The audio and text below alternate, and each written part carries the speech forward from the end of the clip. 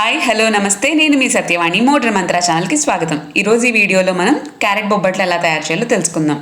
చూసారా ఎంత చక్కగా బాగా క్రిస్పీగా కనిపిస్తూ ఎర్రగా బాగా చూడటానికి చాలా అట్రాక్టివ్గా ఉన్నాయి కదా. చూడటానికే కాదండి, చేయడానికి కూడా చాలా తేలిగ్గా ఉంటుంది. మనం రెగ్యులర్గా చేసుకునే శనగపప్పు బొబ్బట్లు కాకుండా ఒకసారి ఈజీగా ఇలా ట్రై చేసి చూడండి. హెల్త్కి హెల్త్, టేస్ట్కి టేస్ట్, కొంచెం వెరైటీగా ఉంటుంది.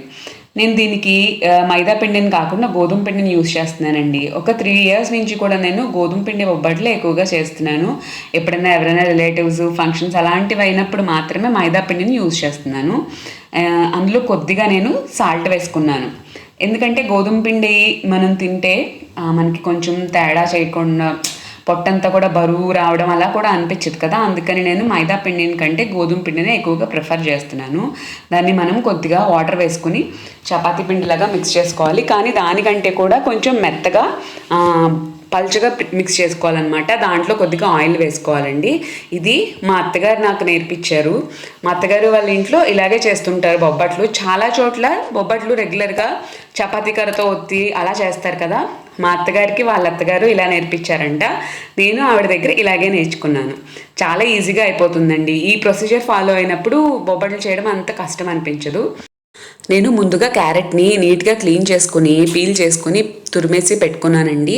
ఒక బౌల్లోకి తీసుకున్నాను. ఇప్పుడు నేను స్టవ్ ఆన్ చేసుకుని ఒక 3 tablespoons నెయ్యి వేసుకుంటున్నాను. ఎల్లో కలర్లో ఉందేంటి అనుకోకండి, అది ఆవు నెయ్యి. స్వచ్ఛమైన ఇంట్లో తయారు చేసుకున్న మా ఆవు నెయ్యేనండి. ఇప్పుడు నేను క్యారెట్ని వేసుకుని పచ్చివాసన పోయేదాకా వేయించుకుంటున్నానండి. ఆ వాసన పోతే కనుక మనకి ఇంకా క్యారెట్ స్మెల్ కూడా మనం బొబ్బట్లు ప్రిపేర్ చేసుకున్నప్పుడు రాకుండా ఉంటుంది. కొద్దిగా పచ్చివాసన పోయేదాకా వేగిన తర్వాత నేను ఇందులో మామూలుగా రెగ్యులర్గా మనం క్యారెట్ హల్వా చేసుకునేటప్పుడు షుగర్ యాడ్ చేసుకుంటాం కదా, నేను మాత్రం బెల్లం వేస్తున్నానండి. క్వాంటిటీ అయితే తీపి పర్ఫెక్ట్గా సరిపోతుందండి. కొంచెం తక్కువ తింటాము అనుకునే వాళ్ళైతే బెల్లం క్వాంటిటీని కొంచెం తగ్గించుకోవచ్చు. ఇవి రెండు వేసి బాగా మిక్స్ చేసుకుంటున్నాను. ఇంకా మనకి క్యారెట్ హల్వా చేసుకునేటప్పుడు దాని కన్సిస్టెన్సీ తెలుస్తుంది కదండి, అలాగే మనం దీన్ని అంతా ప్రిపేర్ చేసుకోవాలి. అయితే మరీ బాగా దగ్గర పడనివ్వకండి, ఎందుకంటే మనం ఉండలు చేసుకుంటాము, మనం బొబ్బట్లో పెట్టి ప్రెస్ చేస్తాం కదా. మరీ గట్టిగా అయిపోతే బొబ్బట్లు విరిగిపోతాయి. కాబట్టి కొంచెం పల్చగా ఉండగానే స్టవ్ ఆఫ్ చేసేసుకోండి. ఇందులో మనము ఏలకల పొడిని కూడా యాడ్ చేసుకోవాలి, ఎందుకంటే మంచి ఫ్లేవర్ని ఇస్తుంది.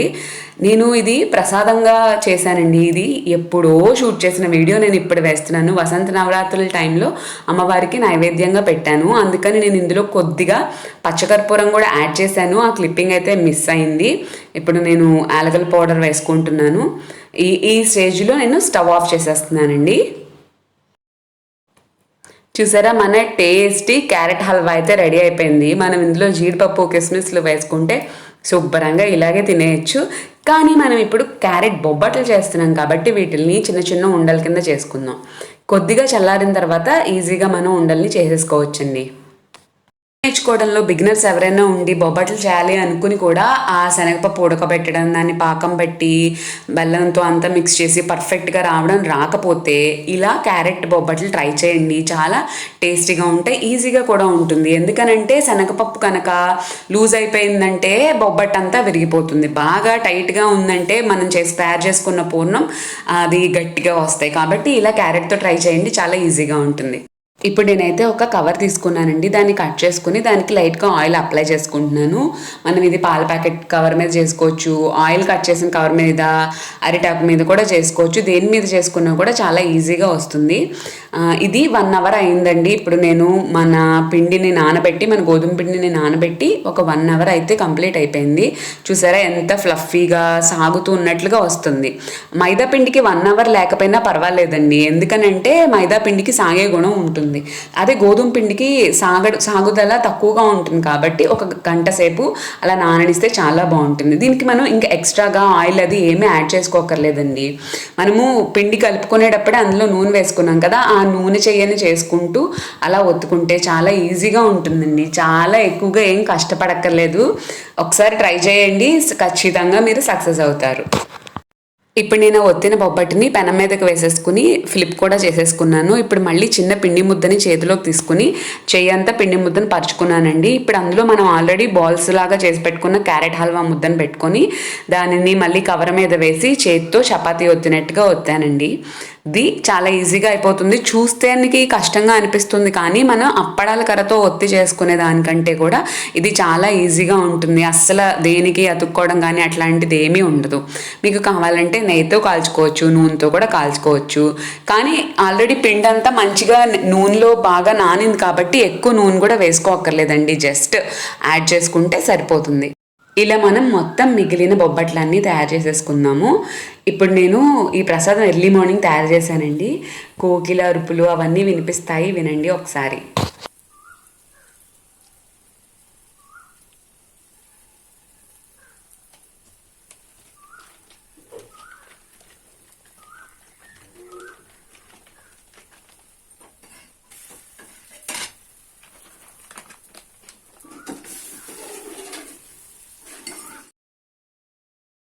బొబ్బట్లు కొంచెం సన్నగా వస్తాయి కదా, మీరేంటి కొద్దిగా లావుగా చేస్తున్నారని అంటే ఇది గోధుమ పిండి కదండి. మైదా పిండి అయితే మనం చెప్పినట్టుగా చాలా సన్నగా కూడా వస్తాయి, కానీ గోధుమ పిండి కాబట్టి కొంచెం లావుగా వస్తున్నాయి. కానీ టేస్ట్లో మాత్రం ఏం తేడా ఉండదండి, నిజంగా చాలా టేస్టీగా ఉంటుంది. ఎప్పుడు టేస్టీతో పాటు టేస్ట్ని హెల్త్ని మిక్స్ చేసుకుని తినాలనుకుంటున్నాం కాబట్టి మనం ఇందులో క్యారెట్ అన్నిటికీ స్కిన్కి బ్లడ్కి అన్నిటికీ మంచిది. మనం దాన్ని బెల్లంతో యాడ్ చేసుకున్నాము. గోధుమ పిండి కూడా మనకి మైదా పిండి చేసినంత చెడు అయితే చేయదు కాబట్టి మనం ఎలాంటి భయము లేకుండా తయారు చేయొచ్చు. షుగర్ పేషెంట్స్ కూడా తినచ్చు, ఎందుకంటే చపాతీ తింటుంటారు. క్యారెట్లో ఉన్నది బెల్లమే కాబట్టి మనం చేసుకోవచ్చు. చూసారా, పెనానికి ఎక్కడ అంటుకోకుండా చాలా ఎర్రగా మంచిగా ఎక్కడ విరిగిపోకుండా చిరిగిపోకుండా చక్కగా వస్తున్నాయి కదా మన బొబ్బట్లు. చాలా ఈజీగా చేసేసుకోవచ్చండి. ఒక్కసారి మీరు కూడా ట్రై చేయండి. నచ్చితే మాత్రం తప్పకుండా లైక్ చేయండి, కామెంట్ చేయండి, షేర్ చేయండి. ఇవ్వండి మన క్యారెట్ బొబ్బట్లు చాలా ఈజీగా చాలా త్వరగా కూడా అయిపోతాయండి.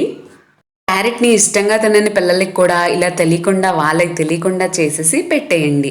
చూసారా, చూడటానికి మాత్రం ఇవి ఒరిజినల్ పప్పు బొబ్బట్లాగే కనిపిస్తున్నాయి కదా, కానీ దానికి కష్టపడినంత కూడా మనం పప్పు ఉడకబెట్టి ఆ పనులన్నీ కూడా చేయక్కర్లేదు. ఎలా ఉంది ఈ వీడియో? మీకు ఖచ్చితంగా నచ్చిందని అనుకుంటున్నాను. లైక్ చేయండి, షేర్ చేయండి, సబ్స్క్రైబ్ చేయండి మన మోడ్రన్ మంత్ర ఛానల్ని. మొక్కల్ని పెంచండి, చెట్లను నాటండి, నీటిని వృధా చేయకండి. నమస్తే. మరొక వీడియోతో మళ్ళీ కలుద్దాం.